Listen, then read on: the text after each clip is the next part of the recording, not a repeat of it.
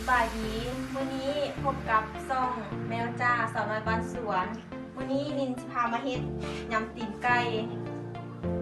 เข้ามาเบิ่งไก่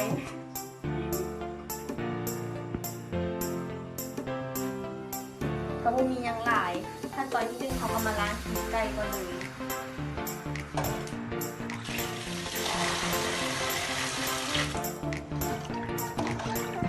ล้างให้มันสะอาด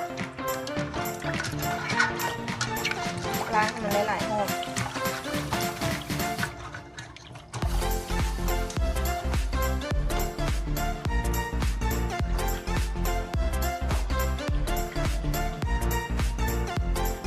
ล้างตีนไก่แล้วเนาะก็มาเอาเหลือใส่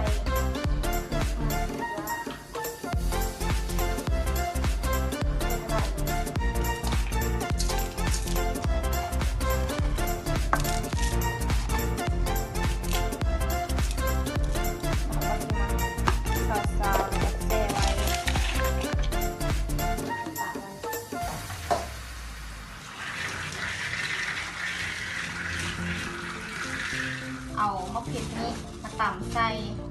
หัวกระเทียมจะเอามะเขือดิบแล้วก็มะเขือแห้งมาปนกันถ้าใช้มะเขือลายก็ใช้มะเขือลาย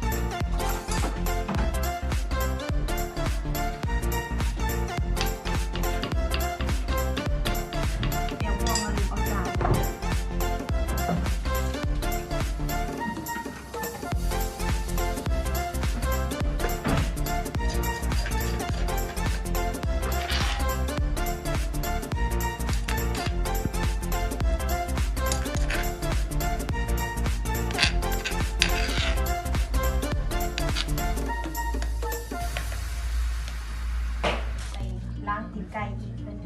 ที่เขาเซ่น้ำเกลือไว้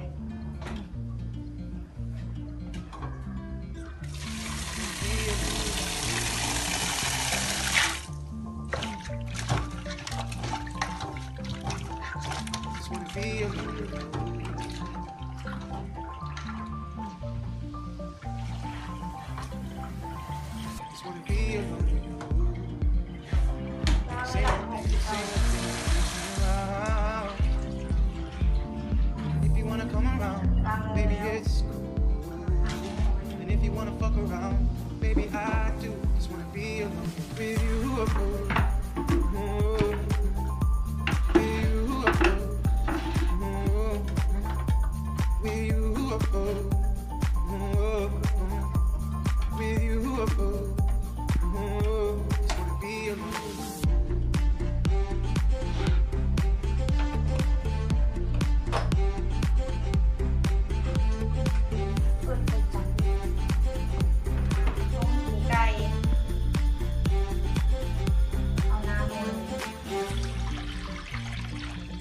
ใส่หลายไปได้แล้วก็เอาหัวสีไข่ลงเลยเพื่อให้มันดับกลิ่นขาวของตีนไก่หลังจากนั้นกระทะให้น้ำมันฟดแล้วก็ใส่ตีนไก่ลงน้ำก็ฟดลงเอาตีนไก่ลง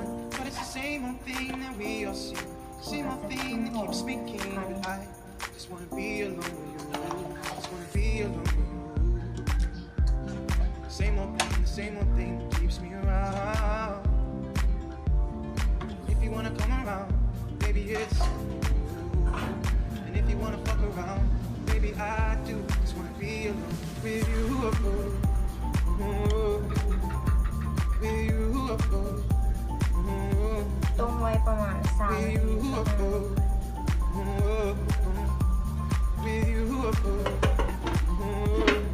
ที ใส่ผสมแล้วเลยแล้วก็จะเอามันขึ้นมา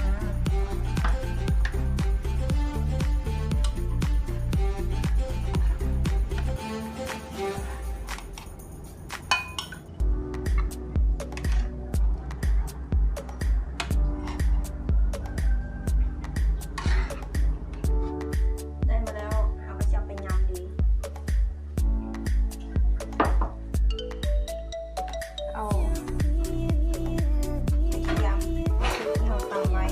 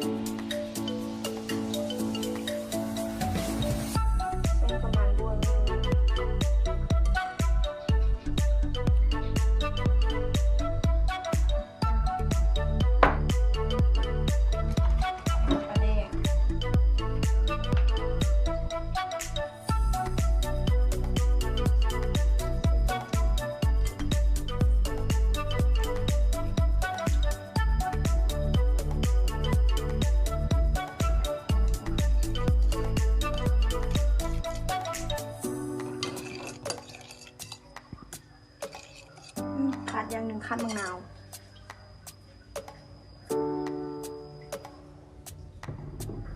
เดี๋ยวมะนาวมาแล้วตอนนี้ก็ขาดเค็มก็เล